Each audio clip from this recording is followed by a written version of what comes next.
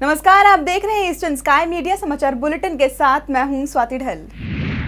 भारत सरकार के digital India कार्यक्रम के तहत भारत नेट नाम की नई योजना पर नई दिल्ली में वर्कशॉप का आयोजन किया गया। वर्कशॉप में अरुणाचल प्रदेश के मुख्यमंत्री नाबम तुकी ने प्रदेश में संचार और डिजिटल कनेक्टिविटी को बढ़ावा देने पर बल दिया। देश के सभी राज्यों को डिजिटल इंडिया कार्यक्रम की नई योजना भारत नेट से रूबरू करवाने के लिए दूरसंचार मंत्रालय ने नई दिल्ली में वर्कशॉप का आयोजन किया था, जिसमें केंद्रीय सूचना प्रौद्योगिकी मंत्री रविशंकर प्रसाद, अरुणाचल प्रदेश के मुख्यमंत्री नाबम तुकी समेत अन्य राज्यों से कई मंत्रियों ने हिस्सा लिया था। वर्कशॉप में प्रदेश के मुख्यमंत्री नाबम तुकी ने राज्य में संचार और डिजिटल कनेक्टिविटी को बढ़ाने पर बल दिया।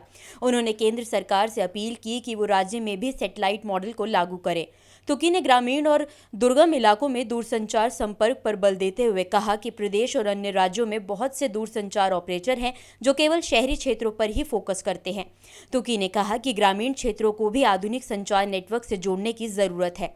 इस दौरान उन्होंने कहा कि पहाड़ी और सीमावर्ती क्षेत्रों तक दूरसंचार संपर्क कायम करना काफी मुश्किल है, लेकिन अगर ऐसा होता है तो इससे नागरिकों के साथ साथ सेना को भी काफी मदद मिलेगी। वहीं मुख्यमंत्री नाबम तुकी की अपील पर संचार मंत्री रविशंकर प्रसाद ने तुकी द्वारा सुझाए वैकल्पिक मॉडल के विचार की सराहना की और इस पर गौर करने का आश्वासन भी दिया। वहीं इस दौरान तुकी ने केंद्र सरकार की ओर से प्रदेश में चल रही ई गवर्नेंस योजनाओं से कदम पीछे खींचने पर चिंता जाहिर की है। उन्होंने कहा है कि इससे प्रदेश में विकास पर प्रतिकूल प्रभाव पड़ेगा। तुकी ने अपील की है कि वो नागरिक हितों का ख्याल रखते हुए इन योजनाओं को जारी रखें। साथ ही उन्होंने प्रसाद से आग्रह किया है कि वो टेलीकॉम और IT क्षेत्र में प्रदेश के युवाओं के लिए रोजगार के दरवाजे खोलें। अरुणाचल प्रदेश के नए राज्यपाल JP राजखोवा का शनिवार को प्रदेश में गर्मजोशी से स्वागत किया गया। मुख्यमंत्री नाबम तुकी सहित तमाम राजनीतिक हस्तियों ने राज्यपाल और उनकी पत्नी रीटा राजखोवा का स्वागत किया। अरुणाचल प्रदेश के नए राज्यपाल JP राजखोवा शनिवार को हेलीकॉप्टर से राजभवन पहुंचे, जहां राज्य के मुख्यमंत्री और तमाम अन्य मंत्रियों ने उनका और उनकी पत्नी रीटा राजखोवा का स्वागत किया। स्वागत के बाद उन्हें आदर सम्मान के साथ प्रदेश पुलिस द्वारा गार्ड ऑफ ऑनर दिया गया। वहीं राजभवन में भी अधिकारियों और राज्यपाल के सेक्रेटरी शूरबीर सिंह ने भी उनका स्वागत किया और इंडो तिब्बतन बॉर्डर पुलिस द्वारा भी उन्हें गार्ड ऑफ ऑनर दिया गया। बता दें कि JP राजखोवा असम के पूर्व मुख्य सचिव रह चुके हैं। उनका जन्म 1944 में हुआ था और वो 1968 बैच के IAS अधिकारी है। अरुणाचल प्रदेश में को फेडरेशन ऑफ सर्विस एसोसिएशन ने शनिवार को ईटानगर स्थित विवेकानंद हॉल में 7वें वेतन आयोग पर चर्चा के लिए पहली कंसल्टेटिव मीटिंग का आयोजन किया। अरुणाचल प्रदेश में 7वें वेतन आयोग को लेकर सरकारी कर्मचारियों की सर्वोच्च संस्था कोफेडरेशन ऑफ सर्विस एसोसिएशन ने अपनी रणनीति तैयार कर ली है। अपनी मांगों पर चर्चा के लिए कोसेप ने शनिवार को ईटानगर में पहली कंसल्टेटिव मीटिंग का आयोजन किया। बैठक में 7वें वेतन आयोग के तहत पे स्ट्रक्चर कैसा होगा, क्या क्या अलाउंसेस होंगे समेत कई बातों पर चर्चा हुई। इस दौरान कोसेप के प्रेसिडेंट पाते मारिक ने सभी जिलों से आए कर्मचारियों और अधिकारियों को जानकारी देते हुए बताया है कि उन्होंने 12 मई को गुवाहाटी में 7वें वेतन आयोग के सदस्यों को 22 मांगों वाला मेमोरेंडम सौंप दिया है। वहीं इस मेमोरेंडम पर सभी ने सर्वसम्मति से सहमति व्यक्त करते हुए इसे आगे बढ़ाने का फैसला किया है। हमारे आज की मीटिंग में सब ने ये सहमत है कि कोसाप की जो पॉइंट दिया हुआ है ये 100% ठीक है, हम उसके मांगते चलते जाएंगे, यही निर्णय हुआ। तो इसका साथ नेक्स्ट पे कमीशन को और कोसाप लीडरशिप दिल्ली में जाके हम जो पॉइंट दिए हुए हैं उसको हम जस्टिफिकेशन के साथ, डिस्क्रिप्शन के साथ फिर अप्रोच करेंगे सेंट्रल पे कमीशन को। ये सेकंड डिसीजन है। मेमोरेंडम में कोसेप ने सभी सरकारी कर्मचारियों की रिटायरमेंट की उम्र 60 साल करने की मांग की है। उनका आरोप है कि राज्य सरकार फंडामेंटल रूल 56 का पालन नहीं कर रही है। इस रूल के मुताबिक सभी कर्मचारियों की रिटायरमेंट की उम्र में एकरूपता होनी चाहिए। Retirement of age from 58 to 60 years, तो 58 to 60 ईयर्स जो है ये सर्विस रूल के अंदर पे है। फंडामेंटल रूल, सर्विस रूल जो all India central civil service rule की FRSR बोलता है, फंडामेंटल रूल 56 में है। 56 में लिखा हुआ है कि government servant will retire at the age of 60 years, लेकिन हमारे यहाँ अरुणाचल गवर्नमेंट ने किसी को 60 में रिटायरमेंट दे रहा है, किसी को 58 में दे रहा है, जैसे कि टीचिंग कम्युनिटी को 60 में दे रहा है। उसके बाद ग्रुप D एम्प्लॉयज़ को पियोन चौकीदार को 60 में दे रहा है। और IAS अफसर लोग को यहाँ नौकरी करने वालों को 60 में दे रहा है। तो हमको बीच वाला मेजर चंक ऑफ 60-70% एम्प्लॉयज़ को 58 में दे रहा है।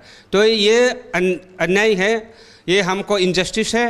FR 56 को लागू करना है, 60 में लाना है, ये हमने मांग रखा है। वहीं कोसेप की मांग है कि रिटायरमेंट और प्रमोशन के समय NOC की अनिवार्यता को खत्म किया जाए। पाते मारिक का कहना है कि NOC के झंझट की वजह से सरकारी कर्मचारियों को काफ़ी परेशानियों का सामना करना पड़ता है। गवर्नमेंट ने एक ऑर्डर निकाल के रखा है, गवर्नमेंट एम्प्लॉय जो प्रमोशन मिलने के लिए और रिटायरमेंट जाने के लिए NOC चाहिए।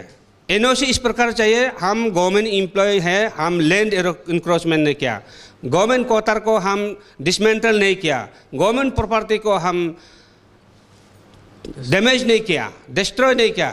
इस प्रकार का NOC मजिस्ट्रेट से लेना है, चीफ एग्जीक्यूटिव ऑफिसर से देना है, जहाँ जहाँ पोस्टिंग जाता है वहाँ से NOC दें, तब जाके हमको प्रमोशन होना है, तब जाके हमको रिटायरमेंट बेनिफिट लेना है। अगर ऐसा इस कारण से अभी हमारे हज़ारों एम्प्लॉय को इमीडिएट प्रमोशन को रुकावट हुआ है, हज़ारों एम्प्लॉय को रिटायरमेंट जा भी चुका है लेकिन पेंशन क्लियर नहीं हुआ है, जिसके चलते एम्प्लॉयज ग्रुप की फैमिली को बहुत असर पड़ा है। इसलिए हमने मांग किया कि उसको विड्रॉ किया जाए। और हमको अगर पैनल हमारा आज की मीटिंग में कोसाप की सजेशन है कि अगर गवर्नमेंट एम्प्लॉय गलती करता है, लैंड इंक्रोचमेंट करता है, आप इंडिविजुअल केस फाइल कर सकते हैं, लीगल क्रिमिनल केस फाइल कर सकते हैं। उसका बाद इंडिविजुअल आदमी को आप आइडेंटिफाई कीजिए, उसका नाम को विजिलेंस डिपार्टमेंट में रिकमेंड कीजिए। विजिलेंस डिपार्टमेंट जब तक क्लियरेंस नहीं देगा तब तक वो प्रमोशन होगा नहीं है, तब तक वो बेनिफिट रिटायरमेंट बेनिफिट नहीं ले सकता है। मारिक ने राज्य सरकार से आग्रह किया है कि वो 1 महीने के भीतर उनकी मांगे पूरी करें और ऐसा ना होने पर वो लीगल एक्शन लेने पर मजबूर हो जाएंगे। इस दौरान पाते मारिक ने जानकारी दी कि कुछ सरकारी कर्मचारी all Arunachal Pradesh government employ welfare association नामक संस्था बनाकर सरकारी कर्मचारियों को गुमराह करने की कोशिश कर रहे हैं, लेकिन कोसेप इस संस्था को मान्यता नहीं देती है। तो गवर्नमेंट को आज की मीटिंग में सारा डिस्ट्रिक्ट से भी आए हुए हैं, ये गवर्नमेंट को हम लोग को अपील है, विदिन 1 मंथ रिप्रेजेंटेशन उस दिन दे के रखा हुआ है। रिप्रेजेंटेशन अभी सबमिशन एग्जामिनेशन में है। विदिन 1 मंथ का अंदर में पॉलिटिकल डिसीजन दे के हमको 60 ईयर्स में लाना है। अगर ऐसा नहीं किया तो हम 1 महीना का बाद में कुछ और डिसीजन लेगा, पार्डर कोर्स ऑफ एक्शन डिसीजन लेगा। चाहे हम लोग लीगल जा सकते हैं या चाहे डेमोक्रेटिक मूवमेंट में जा सकते हैं। अरुणाचल सिविल सोसाइटी 6 जून को दिल्ली में नत्थी वीजा के मुद्दे पर विरोध रैली निकालेगी। 1 साल के लंबे इंतजार के बाद भी केंद्र सरकार द्वारा मांग पूरी न किए जाने से नाराज है civil society. Arunachal civil society ने एक बार फिर से केंद्र सरकार के समक्ष नत्थी वीजा के मामले को उठाने का फैसला किया है। अरुणाचल सिविल सोसाइटी 6 जून को दिल्ली में अरुणाचल भवन से लेकर चीनी दूतावास तक विरोध रैली निकालेगी। इस रैली को आयोजित करने का एकमात्र मकसद केंद्र सरकार को ये याद दिलाना है कि पिछले साल कुछ मांगे की गई थी, जिसमें अरुणाचल के लोगों को नत्थी वीज़ा दिलवाने की मांग भी शामिल थी। अरुणाचल सिविल सोसाइटी के चेयरमैन पाते तायुम ने बताया है कि साल 2014 में नत्थी वीज़ा मामले को केंद्र सरकार के समक्ष उठाया गया था, लेकिन 1 साल बाद भी कोई ठोस कदम नहीं उठाया गया है। तायुम का कहना है कि वैसे तो राज्य सरकार और केंद्र सरकार चीनी समकक्ष से वार्ता करते हैं, लेकिन कभी भी इस तरह की गतिविधियों से जुड़े लिखित रिकॉर्ड्स पेश नहीं किए गए हैं। लास्ट नवंबर महीना में हमारे जो सुषमा स्वराज मैडम ने चाइना पे गया और 6 पॉइंट उन्होंने सबमिट किया कि कुछ इंटरनेशनल इशू को लेते हुए, लेकिन वो हमारा स्टेफली वीज़ा का जो 34 ईयर्स कोई तो बातचीत हुआ नहीं है, वो ऑन द रिकॉर्ड में दिया नहीं है। और ये 2015 जो मई महीना में जो 14 तारीख जो हमारा जो PM जी ने किया, जो नरेंद्र मोदी है, तो उन्होंने 24 पॉइंट्स MOU बनाया, तो वहाँ कोई उसका कोई रिफ्लेक्ट आया नहीं है, कोई लिखा रहा नहीं है। तो इसका कारण से मैं अभी ये दोबारा करना पड़ेगा, मुझे ज़रूरी समझ रहा है, मुझे ज़रूरी लग रहा है, ये करना ज़रूरी है। पाते तायुम ने कहा है कि अरुणाचल प्रदेश की तरफ सरकार की नज़रअंदाजगी साफ जाहिर करती है कि वो हमारे साथ सौतेला व्यवहार कर रही है। हाँ, यही एक इन्होंने सबूत दे रहा है कि मैंने ये नॉर्थ ईस्ट को स्टेप मदर के तौर पे बिहेव किया जा रहा है, ये अपना उन्होंने सबूत दे रहा है। तो जबकि हमारा सारा नॉर्थ ईस्ट बोलता है कि हम इंडियन है, तो हम लोग यहाँ से जितना भी नॉर्थ ईस्ट जो पीपल जो दिल्ली में जाता है, जो अदर पार्ट ऑफ इंडिया में जो रहता है, तो वो अपना आपको एक क्लेम करते हैं कि हम इंडियन हैं। कि इनका बिहेवियर, इनके attitudes towards us to north east India में जो बिहेव कर वो दिखा रहा है कि मैंने हम लोग को एक स्टेप मदर का ये बच्चा ट्रीट कर किया जा रहा है, ये उनको सबूत दे रहा है। तो अभी हम इस बात में हम उस सबूत को मिटाना है कि हम सभी इंडियन है, ये एक हम बोलना चाहता हूँ, हमारा एक विचार या अरुणाचल ये सोसाइटी का विचार है। वहीं पाते तायोंग ने ये उम्मीद भी जताई है कि इस रैली के बाद शायद सरकार कोई सकारात्मक कदम उठाएगी। इसके साथ ही तायोंग ने छात्र संगठनों और सिविल सोसाइटी से आग्रह किया है कि वो आगे आकर रैली का समर्थन करें। तायोंग का ये कहना है कि यह हमारे अस्तित्व की लड़ाई है और इसे लड़ने के लिए सभी को आगे आना होगा।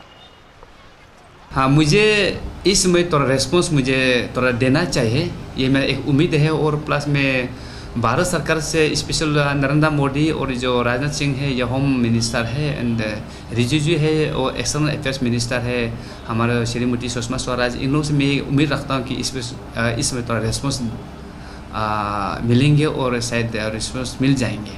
जितने भी हमारे जो अरुणाचल ये सिटीजन्स है और जो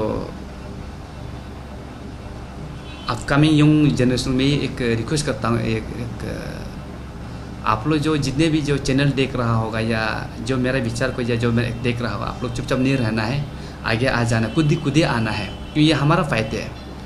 इसको एक दूसरे शब्द पे बोलेंगे तो ये आइडेंटिटी फाइट है, आइडेंटिटी इशू है। हमको अरुणाचल को अभी तक आइडेंटिटी इशू नहीं दिया गया। इसका वजह से हमारा जो अरुणाचल जो चाइना में जाना चाहता है स्पोर्ट्स में, कभी एक बड़ा इम्पोर्टेंस इवेंट्स में जाना चाहता है तो जाने नहीं दिया जाता है। तो कारण ये कि हमको ऐसे डिफरेंट कर रहा है, करके आया और कर भी रहा है और शायद आगे भी करेंगे। अगर इसको आगे करने नहीं देने के लिए आप और हम मिलकर लड़ना पड़ेगा।